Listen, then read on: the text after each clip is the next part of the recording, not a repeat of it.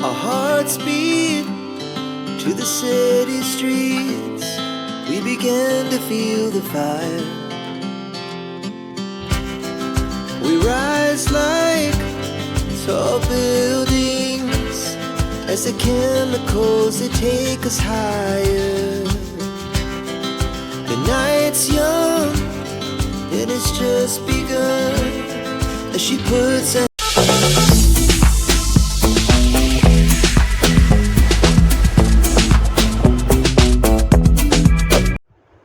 Morning में बच्चों के लिए लंच बनाना और रोज़ नई चीज़ बनाना बहुत बड़ी प्रॉब्लम हो जाती है। ऐसे में अगर कुछ इजी सी रेसिपी हो हमारे पास तो हमारा काम आसान हो जाता है। यहाँ पे मैं शेयर कर रही हूँ मूंग दाल का डोसा, जो कि हेल्दी भी है और टेस्टी भी है, बच्चों को पसंद आने वाला भी है।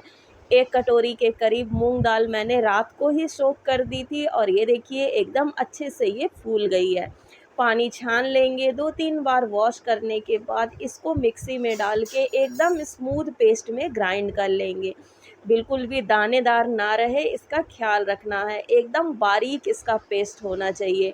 टेस्ट को बढ़ाने के लिए हम इसमें अदरक भी ऐड कर सकते हैं, थोड़ा-सा हरी मिर्च भी डाल सकते हैं, बट ये मैं अपने बेटे के लिए बना रही हूँ, तो उसको तीखा ज़्यादा अच्छा नहीं लगता, तो हरी मिर्च मैंने नहीं डाला है। ये देखिए कितना स्मूथ सा इसका पेस्ट बन गया है। इसको ना तो फर्मेंट करने की टेंशन है, ना तो इनो डालना है, ना बेकिंग सोडा डालना है, इंस्टेंट इसका डोसा बन जाएगा। थोड़ा-सा टेस्ट के अकॉर्डिंग हल्का-सा नमक डाल लीजिए, अच्छे से मिक्स कर लीजिए। अगर बैटर थोड़ा-सा गाढ़ा लग रहा है तो पानी डाल के हल्का-सा पतला भी कर सकते हैं। hand in mine. We wanna chase the night. तो आप देख सकते हैं बैटर की कंसिस्टेंसी कुछ ऐसी होनी चाहिए, ना तो ये ज़्यादा गाढ़ा है ना पतला है। इसको अगर आप चाहें तो थोड़ा और भी पतला कर सकते हैं। बस डोसे का तवा ले लेना है, हल्का सा गरम करना है और जिस तरह हम लोग चावल का डोसा बनाते हैं बस उसी तरह इसको स्प्रेड करना है हल्के हाथों से। देखते ही देखते बहुत ज़्यादा क्रिस्पी सा और एकदम ईज़ी से विधि से बनने वाला डोसा आपका रेडी हो जाएगा। 2 से 3 मिनट में आप ये डोसा बना के रेडी कर लेंगे।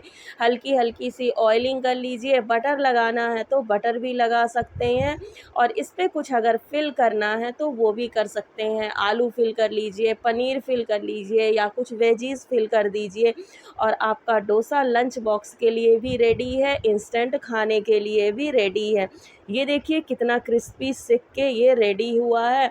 बस इस डोसे को बनाने में 5 मिनट का टाइम लगना है, कोई एक्स्ट्रा प्रिपरेशन भी नहीं करना है और बच्चों के लंच के लिए, लंच बॉक्स के लिए या ब्रेकफास्ट के लिए ये एकदम परफेक्ट रेसिपी है।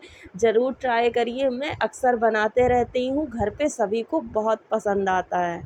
Pull stars from the sky, just two hearts running wild. Never ठंडा होते ही ये डोसा एकदम सॉफ्ट हो जाता है, आसानी से रोल किया जा सकता है। अगर इसको गरमा-गरम आपको खाना है, थोड़ा-सा और क्रिस्पी बनाना है तो मूंग दाल में ही 2 चम्मच के करीब चावल भी डाल दीजिए, उसको भी साथ में ग्राइंड करेंगे तो डोसा एकदम कुरकुरा बनेगा।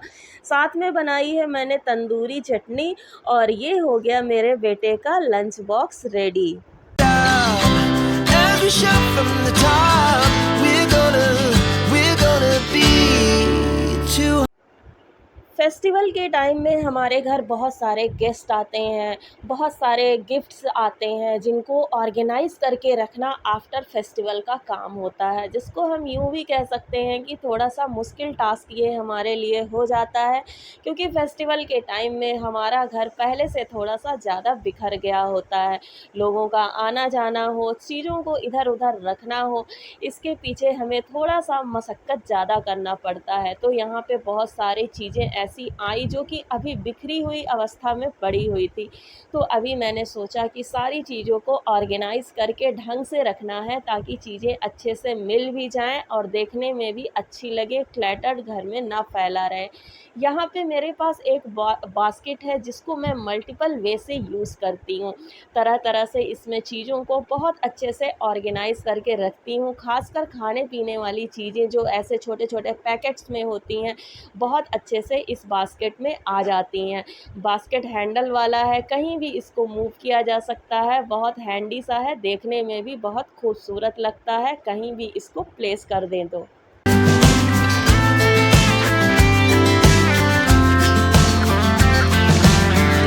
घर पे चीज़ों को ऑर्गेनाइज़ करके रखना तो बहुत अच्छी बात होती ही है, बट ज़रूरी नहीं कि हर बार ऑर्गेनाइजेशन के पीछे पैसे ही खर्च किए जाएँ। मिठाई के डब्बे फेस्टिवल के टाइम में ऐसे हम सभी के घर में आ ही जाते हैं, कई बार हम लोग इनको फेंक देते हैं वेस्ट समझ के, बट इसको मैं नहीं फेंकती हूँ। इसमें बहुत सारी चीज़ें अलग-अलग तरीके से ऑर्गेनाइज़ करके रखती हूँ। ज्वेलरी भी इसमें बहुत अच्छे से आ जाती है, चूड़ियाँ भी इनमें रख सकते हैं, या बिंदी के पैकेट्स हुए, कोई कॉस्मेटिक्स हुआ, बच्चों के छोटे-छोटे टॉयज़ हुए, ये सब चीज़ें इन डब्बों में बहुत अच्छे से ऑर्गेनाइज़ करके हम लोग रख सकते हैं। तो जब ऐसी चीज़ें हमारे घर पे रीयूज़ हो सकती हैं, तो क्यों उनको फेंकना, क्यों ना अपने घर को हम लोग इन चीज़ों से ऑर्गेनाइज़ करें जिनके पीछे हम लोग थोड़े से पैसे बर्बाद कर देते हैं।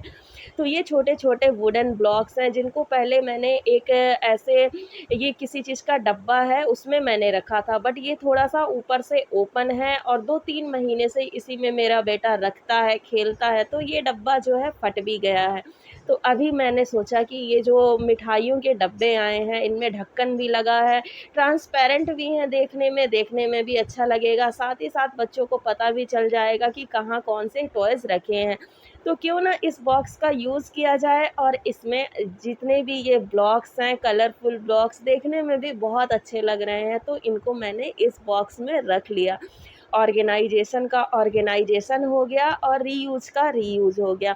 तो ऐसी छोटी-मोटी चीज़ों को फेंकने से पहले 1-2 बार ज़रूर सोच लेना चाहिए कि हम इसको अगर कहीं किसी तरीके से यूज़ कर सकें तो यूज़ कर लेना चाहिए।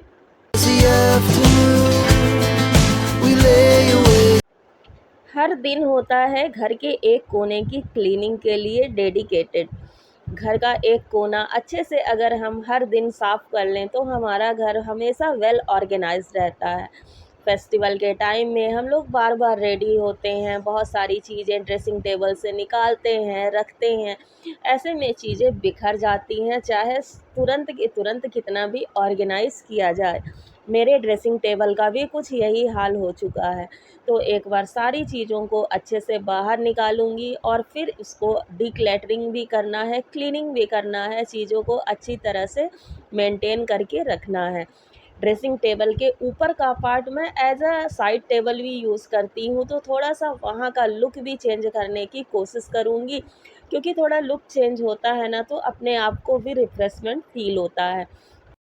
आपके घर का वार्डरोब हो, ड्रेसिंग टेबल के ड्रॉर्स हो, या किसी और कैबिनेट का ड्रॉर हो, वहाँ पे अगर आप लाइनर लगा के सामान को रखते हैं, भले ही आप न्यूज़पेपर स्प्रेड कर लीजिए, इससे उस चीज़ की सेल्फ़ लाइफ़ तो बढ़ ही जाती है, साथ ही साथ जब हम क्लीनिंग करते हैं तो वो भी काफ़ी आसान होता है।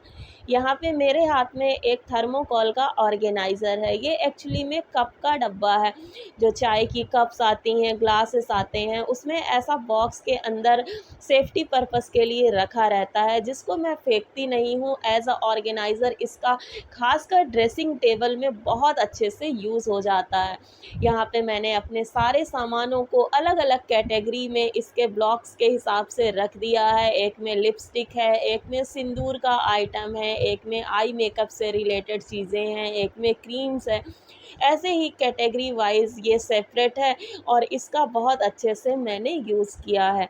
ड्रेसिंग टेबल में भी चीज़ों को अच्छे से रखने के लिए आप छोटे-छोटे ऑर्गेनाइज़र्स का यूज़ करिए। जैसे यहाँ पे मैंने एक प्लास्टिक ऑर्गेनाइज़र का यूज़ किया है कॉम्स को रखने के लिए। कई बार हमसे एक मिस्टेक हो जाती है कि जब भी हम लोग मार्केट से कुछ चीज़ों को लेते हैं, वहीं पे चेक करना भूल जाते हैं। यही गलती मुझसे हुई, मैंने ये रोज़ वाटर का स्प्रे बॉटल लाया, बट इसका स्प्रे यूनिट काम नहीं कर रहा है, मैंने चेक वहाँ पे किया ही नहीं था। और ऐसे छोटे-छोटे बैंगल बॉक्स को यूज़ करती हूँ मैं, छोटे-छोटे निक-नैक आइटम रखने के लिए, जैसे क्लिप्स हो गए, पिन्स हो गए, छोटे-छोटे क्लचर्स हो गए, बहुत अच्छे से इसमें ऑर्गेनाइज़ हो जाते हैं। और जब हमको रेडी होना हो तो इधर-उधर ढूँढना नहीं पड़ता है, एक्सेस करना भी काफ़ी आसान हो जाता है। So loud as the hours pass, we're gonna do dressing table के ऊपर के सरफेस को अच्छे से क्लीन करने के बाद यहाँ पे मैं एक पिलो कवर का यूज़ कर रही हूँ इसके ऊपर टेबल कवर के फॉर्म में। पहले मैं एक ये कार्डबोर्ड का बॉक्स जिसको मैंने ऑर्गेनाइज़र में कन्वर्ट किया था यूज़ करती थी बुक्स को यहाँ पे प्लेस करने के लिए, बट थोड़ा सा लुक चेंज करना है। यहाँ पे मैं रख रही हूँ एक प्लास्टिक का ऑर्गेनाइज़र, ग्रीन कलर का है तो थोड़ा आई कैची है। यहाँ पे मैंने इसमें सारी बुक्स को रख दिया है, साथ में एक ये प्लेसमेंट ट्रे है जिसको मैं थोड़ा सा लुक इन्हेंस करने के लिए यूज़ कर रही हूँ। इसमें मैंने अपने जो डीओ हैं, परफ्यूम्स हैं, उनको प्लेस किया है। साथ में थोड़ा सा और आई कैची बनाने के लिए मैंने इसमें एक आर्टिफिशियल लीफ पॉट ऐसे ही रख दिया है, डी मार्ट से लेके आई थी। ये भी काफ़ी सुंदर है, काफ़ी खूबसूरत है और यहाँ के लुक को और ज़्यादा बढ़ा रहा है। ग्रीनरी ऐड करने से लुक और अच्छा लगने लग गया है। Wanna dance to the light, pull stars from the sky just dressing table के साथ साथ हमारे वार्डरोब की हालत भी कुछ ख़राब ही हो जाती है फेस्टिवल के टाइम में।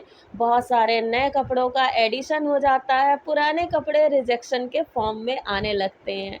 तो ऐसे टाइम में अपने वार्डरोब को भी neat and clean and organise look देना बहुत ज़्यादा ज़रूरी होता है। फेस्टिवल को बीते 1 वीक हो गए हैं, बट मेरा जो यहाँ का ऑर्गेनाइजेशन का काम है वो अभी पेंडिंग पड़ा हुआ था। तो आज का ही टास्क था कि इस एरिया को भी क्लीन करना है, डिक्लैटरिंग करना है और अच्छे से चीज़ों को ऑर्गेनाइज़ करके रखना है। क्योंकि अगर कपड़ों की सेल्फ़ लाइफ़ बढ़ाना है ना, तो उनको आयरन करके अच्छे से फ़ोल्ड करके रखना बहुत ज़्यादा ज़रूरी है। कुछ नई साड़ियाँ ऐड हुई हैं इस बार कलेक्शन में, गिफ्ट में मिली हैं फेस्टिवल में, रक्षाबंधन में।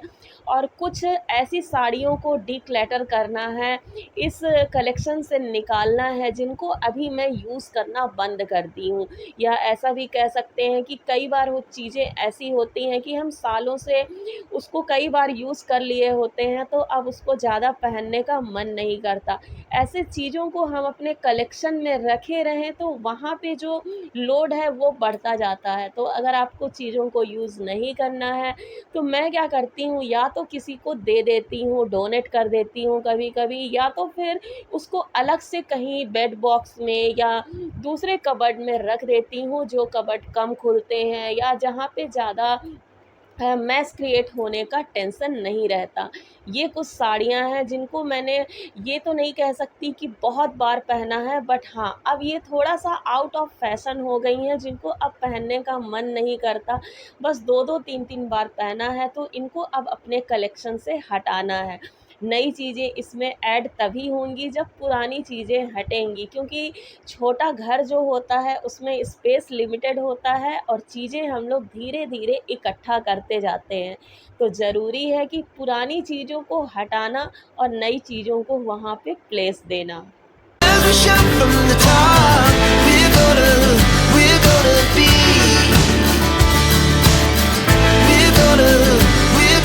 be two hearts. यहाँ पे मैं एक ऐसे साड़ी ऑर्गेनाइज़र का यूज़ कर रही हूँ जिसमें ये जो साड़ियाँ मैंने रिजेक्ट कर दी हैं, अब मुझे नहीं पहनना है, उनको अच्छे से फ़ोल्ड करके इस ऑर्गेनाइज़र में रख रही हूँ, ताकि जब भी मुझे इन्हें किसी को देना हो तो ये अच्छे से फ्रेश दिखें, आयरन इनका ख़राब ना हो, मुझे दोबारा आयरन करने की ज़रूरत ना पड़े। और इसको कहीं पे भी किसी वार्डरोब में किसी एक कोने पे इसको जगह दे दें हम, या कहीं पे भी बेड बॉक्स में जगह दे दें और ये अच्छे से ऑर्गेनाइज़ होके रहे। साथ ही साथ जहाँ पे इनको हम रख रहे हैं वहाँ का भी ऑर्गेनाइजेशन ना बिगड़े। नए कपड़ों में से ऐसे फ़ोम के शीट निकलते हैं जिनको मैं अच्छे से फ़ोल्ड करके बांध के रख लेती हूँ, कहीं न कहीं पे ये भी बहुत ज़्यादा यूज़ हो जाएँगे। तो ऐसी चीज़ों को देखिए सँभाल के रख लेना ही अच्छा है, एक बार तो इनको यूज़ करने के बारे में सोचना ही चाहिए। और ये यहाँ का लुक देखिए बिल्कुल चेंज हो गया है, लोड कम हो गया है। ये जो बैग्स थे पूरी तरह से टंच हो गए थे, इसमें से बहुत सारी चीज़ें निकली हैं, डिक्लटरिंग हुआ है, स्पेस काफ़ी बढ़ गया है नई चीज़ों को रखने के लिए। आई होप आज का video organisation tips and tricks आप लोगों को पसंद आया होगा। आप लोगों का भी फेस्टिवल मेरी ही तरह बहुत अच्छा बीता होगा। तो मिलते हैं नेक्स्ट वीडियो में कुछ ऐसी ही new and interesting home making tips के साथ। Till then take care and bye bye. Lots of love from life style with Ritu Mishra.